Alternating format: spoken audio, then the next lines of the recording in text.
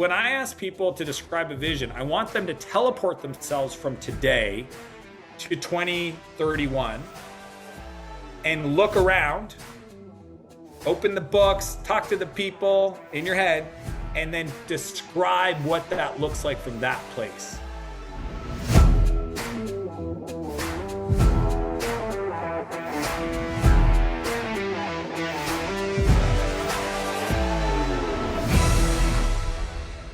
Chantal, how's it going? Good. How are you? I'm doing incredible. Excited to be chatting today. Let's kick it off with the nonprofit and some of the struggles you're facing. So we run a social enterprise, right? So there's a business component that helps fund our operations so that we can go and fundraise to. And what's it called? So it's Habitat for Humanity in Moncton. Okay. And what is the for-profit component? The for-profit is our Restore. So the Restore accepts donations from business and individuals, right? Anybody, new and slightly used, and it resells it in the store. So that's a retail establishment. So you have a retail business that generates profit that supports the nonprofit, but does the nonprofit also get donations from charitable people and organizations? Right, in order to do its charitable work, which is providing home ownership options to low-income families. How can I help? So the store is doing great, and I don't really have concerns. We've had a lot of success. We've put a lot of work because that's our operations, right? We can't be in the red. That can't happen. What my concern is that how do we do the opposite, which is now how do we focus on housing where we can build capacity? That's always my main concern. And it's about balancing, right? It's that balancing act of, okay, the store is still doing well. We still have to do better every year, right? Like our stores now went from doing 590 in sales back in 2018 to over 1 million, hopefully this year, which is great. But now it's the housing component where it's like building up, right? So it's like, how do we make sure that we have everything covered so I'm not running ragged and we have a good team and we have all the right people in the right places, so that we can continue to build on that. And I'm not saying we neglect the store. We still have to make sure that the store is doing well and that we have enough staff and we have the staff doing the right things at the right time.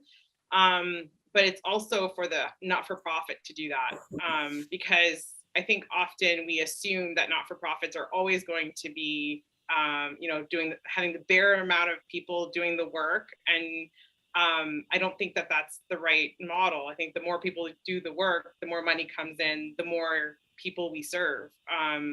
So is the issue around the strategy to scale the not-for-profit, or is it around how to build the team?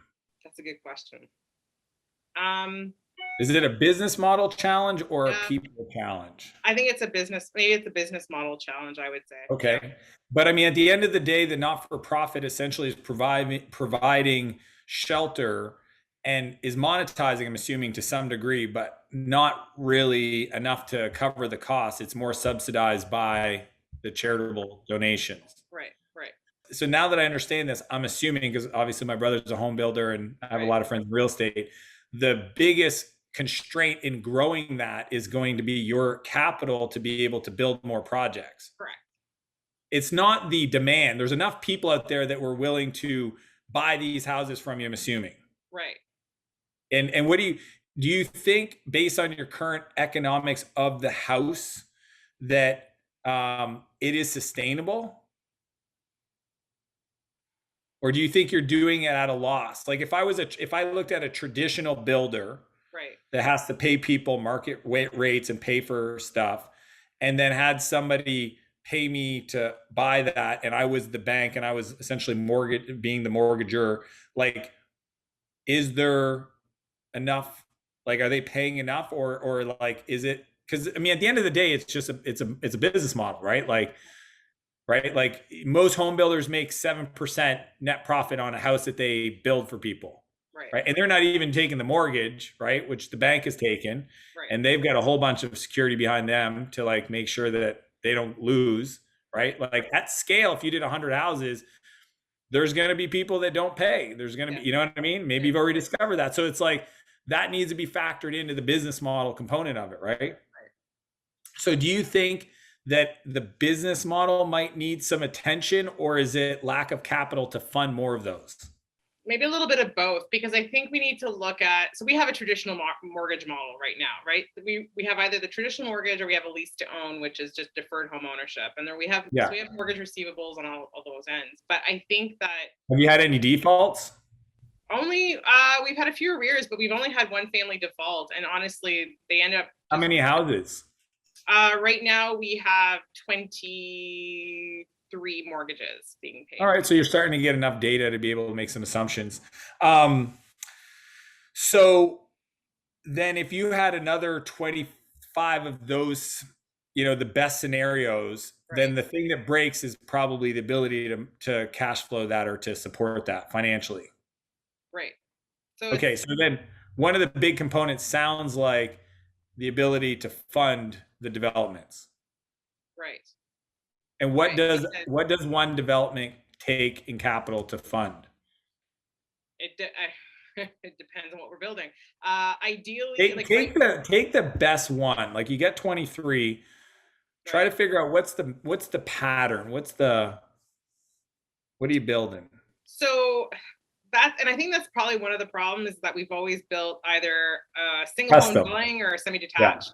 Yeah. And and don't get me wrong, there's a need for bigger homes to be able to house bigger families. There's a need, but it's not the majority, right? So at the end of the day, we also have to go with the bigger bang for our buck short term as well, so that it recycles itself in the end. Yeah, you got to build a repeatable model before you get too fancy and do too many things. Right. So we're looking at potentially, because we've had lots donated to us, which is also part of our model, right? So we're looking at multi-units so that we can house more families. Therefore, there's more receivables. Therefore, it funnels through that same, like that funding, right? So that money goes back and helps us fund more houses. So we would hope that we could do a multi-unit so that it only costs us potentially, $150 a unit, which would be a lot cheaper than building us, Got it. So there's a few things, Chantal. There's the what you're doing today versus what you want to do. And what you do today, you have some history, but you're right. Like the per door cost is going to be a lot higher on single family semi-detached than it's going to be on multi-unit. But the multi-unit is going to serve potentially that same customer, obviously not the same product, but you can get 2-3 bedrooms that can support the same size family, and is going to allow you to reduce the construction overhead, because one location is a lot easier to manage than multiple locations. So if you do a 6-unit versus 6 houses, the 6 unit's easier to build. Yeah, 100%. And there's a reason why 90% of the world's wealth is in real estate. Right. In multifamily for the most part. Commercial, yes, but most people start in multifamily. So I guess the big thing is, in all things in business, is you need to have a vision for where you want to end up. So if I asked you the question, fast forward 3 years from now or 10 years from now, and describe to me with perfect clarity what Habitat looks like from your perspective, could you do that? I would say yes. I think it's possible. Okay. So 10 years from now. I see it. Yes. Yeah. I see it. So tell me what it looks like 10 years from now. I see us working in multiple communities, so we can spread those resources, and that those municipalities are. How many communities? Oof. That's an excellent question. Okay, pause. Yeah. How many buildings? How many buildings? Yeah. How many units? How many units? Oh my God. In 10 years? Oh my gosh. Pause. So, I do this because, I'm doing this for everybody listening. Yeah. You have a vision for what you want it to look like, but even to you, it's not in high def. Right. It's in the dream state. Okay. So the dream state is, I kind of see it, but when I ask but no, be descriptive, be specific. It's not as if I asked you, Chantal, how many units do you have today? You say 23. Right. Okay, so when I ask people to describe a vision, I want them to teleport themselves from today to 2031 and look around, open the books, talk to the people in your head, and then describe what that looks like from that place. Mm-hmm.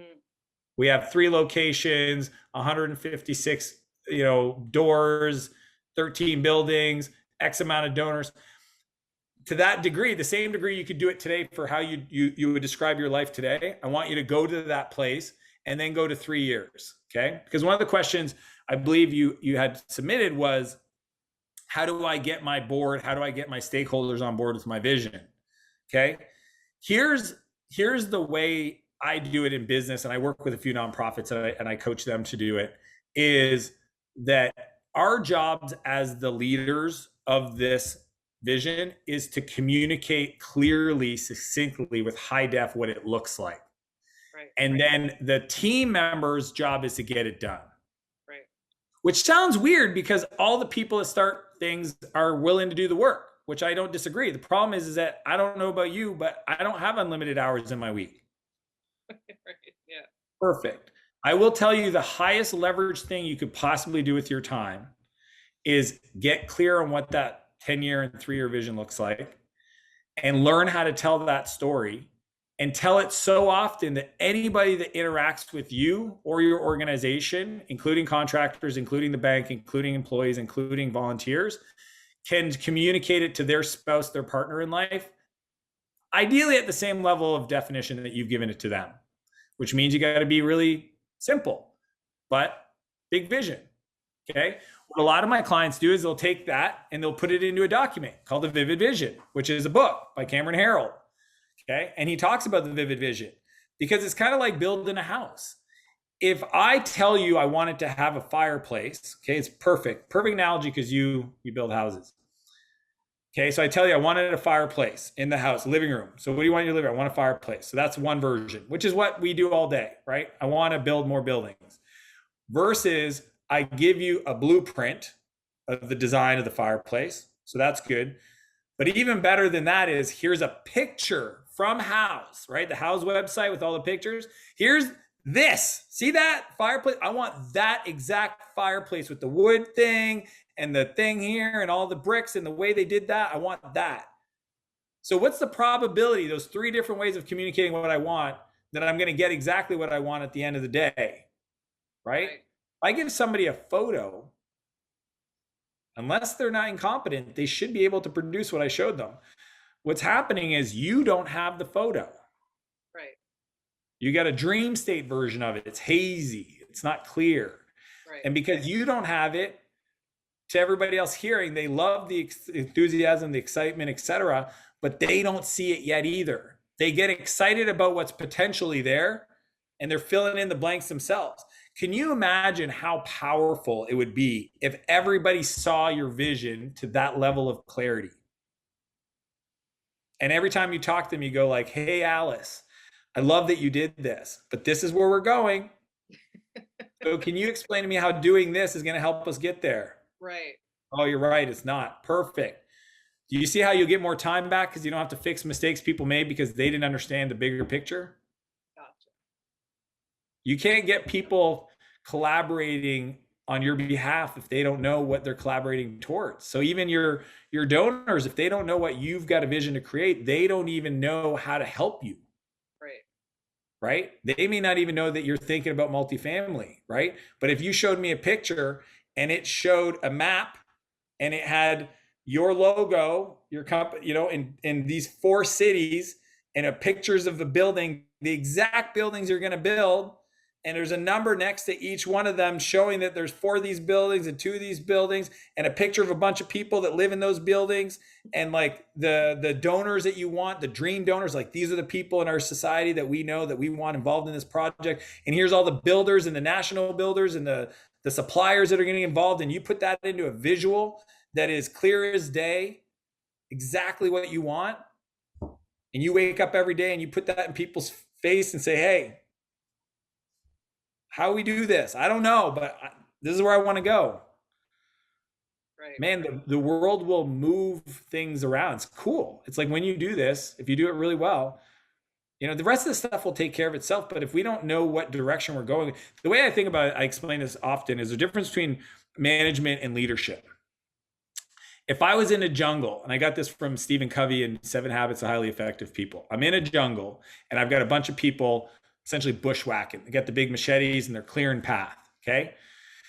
The manager is ensuring that those people are being effective, right? They're properly trained, their saws are sharpened, their blades are sharpened, they're efficient, they're kind of taking turns, etc. That's management. The leader is the person that goes and climbs a tree to get above the canopy of the jungle to look out to ensure that they're going in the direction they want to and not off of a cliff. Does that make sense? Yeah, totally. Yeah. Those are two completely different things. So one of the responsibilities of the leader is to communicate and get clear about the vision. Gotcha. And it's scary because you call your shot. A lot of people listening to this, they don't want to call their shot. Chantal, I like this idea. And then they don't do it. And I know why they don't do it, because in doing it, I'm asking you to call your shot. Right. Right? 3 points. And if you don't get it, everybody knows you didn't do it. Right. But you can decide to be somebody that is willing to maybe not get 100% of what you're after, but 80%, but do it with half the effort, or don't do it and know that it's going to be incredibly hard and the probability is 20%. Right. See the difference? So it's better to just call the shot, get crystal clear of what you want to create, make sure that everybody in your organization, inside, outside, understand what it looks like, can recite it to their partner in their life to the same depth of specificity so that it's just clear as day. That's the mountain we're taking. This is the journey I'm on. You signed up since you're here in this room, and every decision should be aligned with getting that mountaintop. And if it's not, it might be considered waste. Right. That's how you build incredibly efficient teams. And I'll tell you, you want to raise money, you'd be one of the few people that would show up with that level of visibility into what we're building. Most nonprofits do not have that defined. They might have a mission statement, some values. Right. They don't got a picture. When I started the home building company with my brother Pierre, I still have the picture. There was a map. There were logos on it. There was numbers. There was him on the cover of Home Builders magazine. It was clear as day. This is what we're going to do. I'm not surprised that he's done what he's done, because we called the shot 10 years ago. Right? That makes a lot of sense. Any questions for me on that? Now my brain is just going now. I got to climb the tree. You can look out there. Just know that you have to be able to describe it to the same way you would about your current business. Yeah.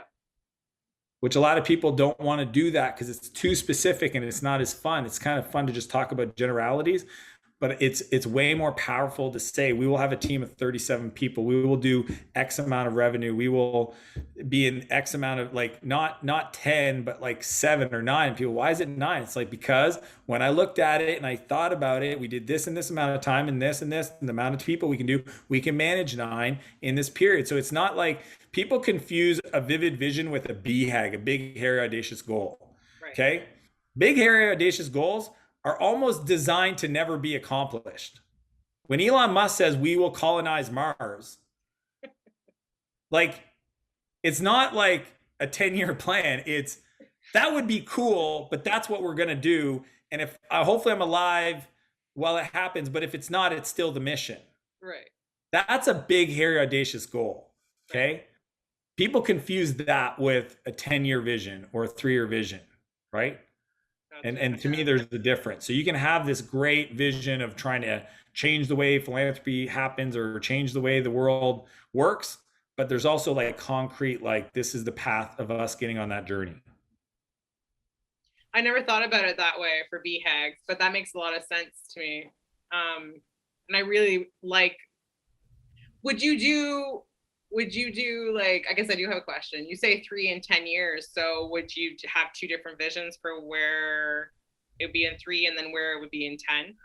I do vivid vision, visuals, specificity, high def for 3 years.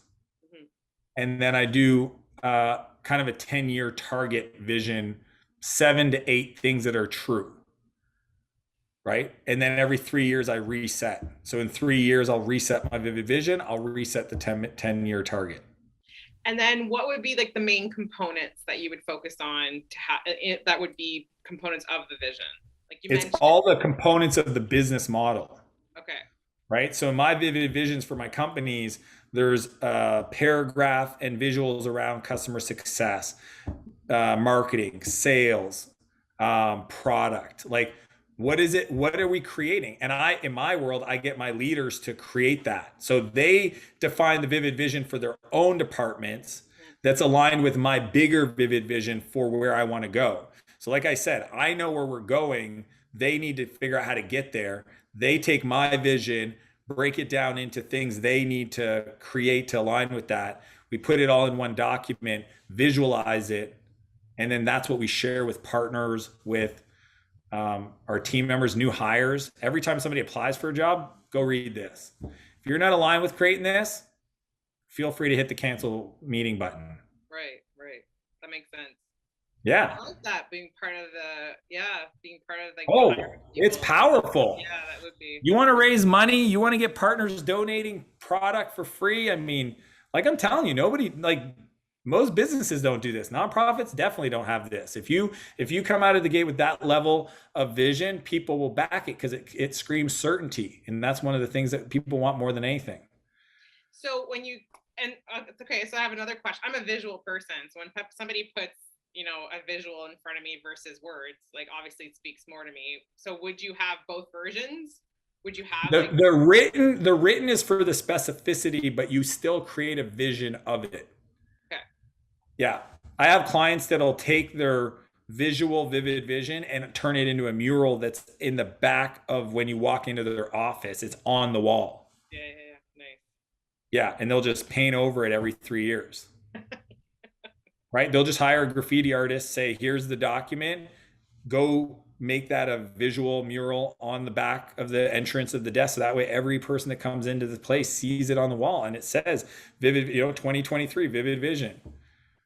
And like, oh, I didn't know you wanted to open up a location in Fredericton. It's like, yeah, it's like my cousin actually was thinking of doing something with this. Maybe I should make an introduction. See how that works? That's a really good idea, actually. Yeah. And then the rest of the stuff for how to do it without burning yourself out real quick. It's all about delegating outcomes, not delegating tasks. So most people, did you just have an aha moment right there? Yeah. I'm going to write that down because, okay, yes. Yeah. So most people make the mistake. I call it the golden goose, or the goose that lays the golden eggs versus the golden eggs. Okay. If I delegate a task and I follow up on it, I may get the golden egg. But if I delegate an outcome and I hold somebody accountable to the outcome, I'm building a goose that lays golden eggs. Gotcha. And what I've discovered is humans are incredibly talented if we get out of their own way. Mm-hmm. Right? So if you worked with me and the vivid vision was a project, I would describe this document looks like X. There's a book written called Y. There's a YouTube video you should go watch. And the outcome is that every person in the organization, team members, new hires, and contractors are aware of it. Outcome. I'm not going to tell you how to do it. I'm going to tell you in the next 2 months, when you're finished this project, this is what it looks like. Success criteria. I'm going to the end. I'm communicating the outcome of that task. And then I'm holding you accountable to that outcome. And I never tell you how to do it. And I trust that Chantal is capable of doing the research, coming up with the strategy, etc. Because if I tell you what to do and it doesn't work, guess whose fault it is? Mine. 100%. I always tell my team, because they come to me with problems and I go, I'd love to support you, but I'm not here to do your job.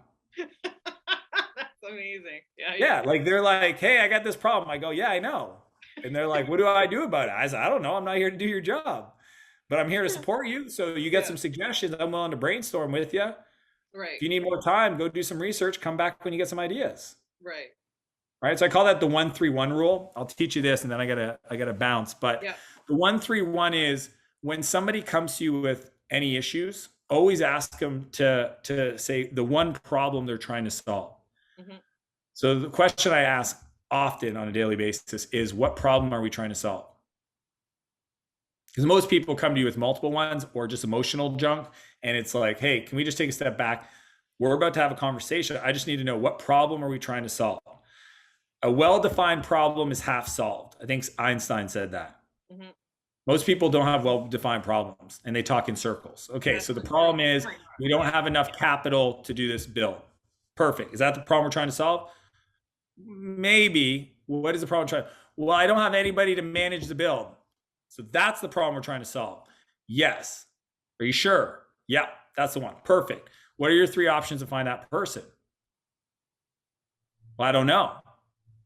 Well, when do you think you'd figure out some options? Like, do you need some time? You want to come back to me tomorrow? And they go, well, I thought that's why we're talking. No, I'm here to review the options with you once you've shown me you've done the work to figure out what are your options, right? And I need 3, because the 3 tells me you've thought through it. Because I know, Chantal, when you have a problem, you don't just go, oh, that's the solution. No, you go, I could do it this way, I could do this. And that's what we do inherently. We don't even know we're doing. So we want to teach that to our direct reports, to our team members. And then the third is one recommendation. So here are the 3 things. We could do this, could do this, could do this. But I think if we do this, and I'm always saying, what's the minimum effective dose? What's the least amount of moving parts, the least amount of investment to get us the outcome today, not to try to fortify this for 5 years from now. And they usually say, here's the recommendation. And if you got decent people, your response should be, sounds good, let's do that. Now, the cool part about that is over time, if you use the 1-3-1 rule, they will learn how to do that themselves, and they will stop coming to you. Right. Which is the best part. Which is getting the golden goose laying egg goose, right? Like I want, so it scales. See, the reason why managing people to the degree that most people do gets harder as you grow is because you become the bottleneck. Yeah. So when my, let's say, HR director comes to me and says, we need to hire 11 people in the next quarter, and I don't have enough capacity, I go, cool, what are you going to do about it? Right?